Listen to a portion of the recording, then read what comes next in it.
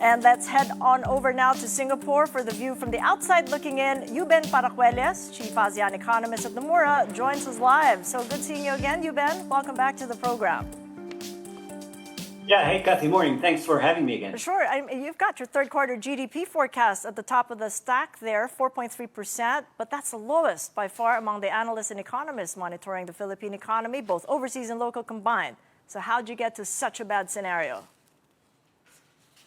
Yeah, we've been doing a lot of work in terms of trying to look at some scenarios on the implications from the ongoing corruption controversy. And then, of course, we were tracking a lot of the data, particularly on the fiscal side, to give us a good handle in terms of where we're headed. And the September fiscal numbers is really what sort of prompted us to make that revision. Because we saw if you take out interest expenses and debt service payments, expenditures actually fell double digits, so minus 10% from minus 3% in the previous one. So that's how large the impact has been, and that's how quick it has been. So if you remember, it was only in late July in the State of the Nation address of the president that this scandal first broke, and 2 months down the road, we've had spending being curtailed quite severely, and that's just the start. So I think for the next few months, if you look at past episodes, of course, this one is a much bigger scale.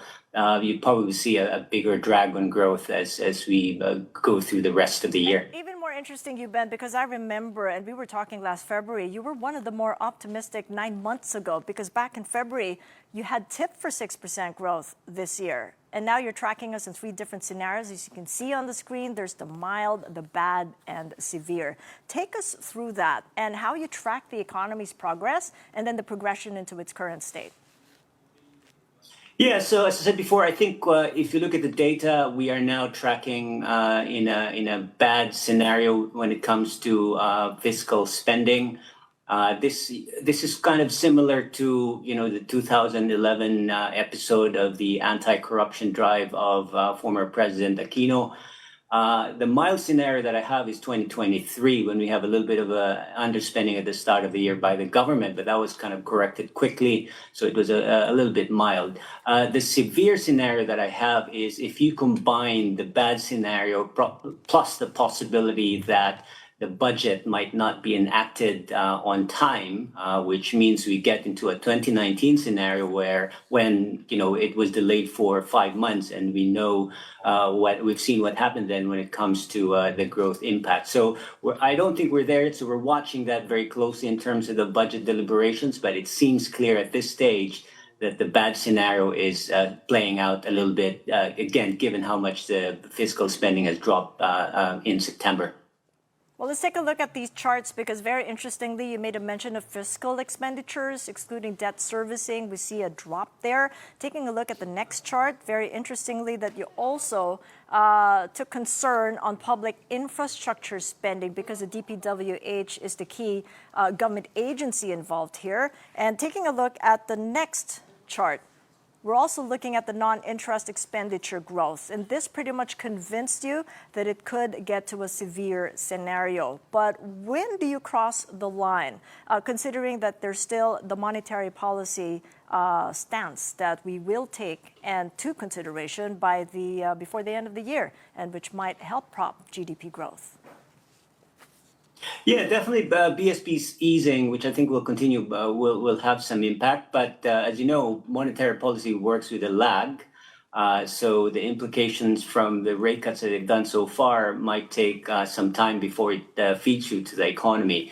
By contrast, what we call some fiscal tightening, because the government expenditures are declining, it's very quick, as I said before. It's already happening in September, and as you saw in the chart there, it is tracking closer to what we've assigned as a bad scenario. So, the bad news is this is just the beginning, and again, if you go by the past episodes, what you see in a bad scenario like this is low government spending could linger for a while, maybe 3 or 4 months down the road.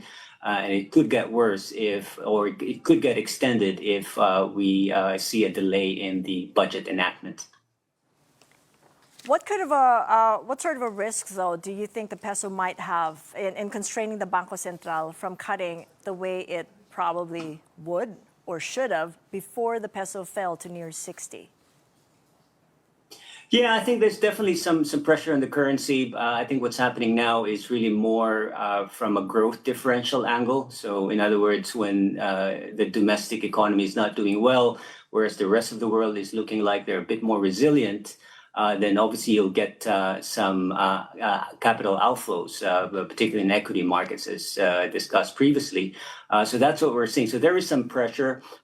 When it comes to the BSP, we've already been hearing a lot of statements from officials that they're not really targeting certain levels, or they're not looking to intervene more actively. So they're letting market forces decide. So I think it will be a secondary consideration at this stage when they think about cutting rates. And they have FX reserves; they can intervene when the moves are too sharp.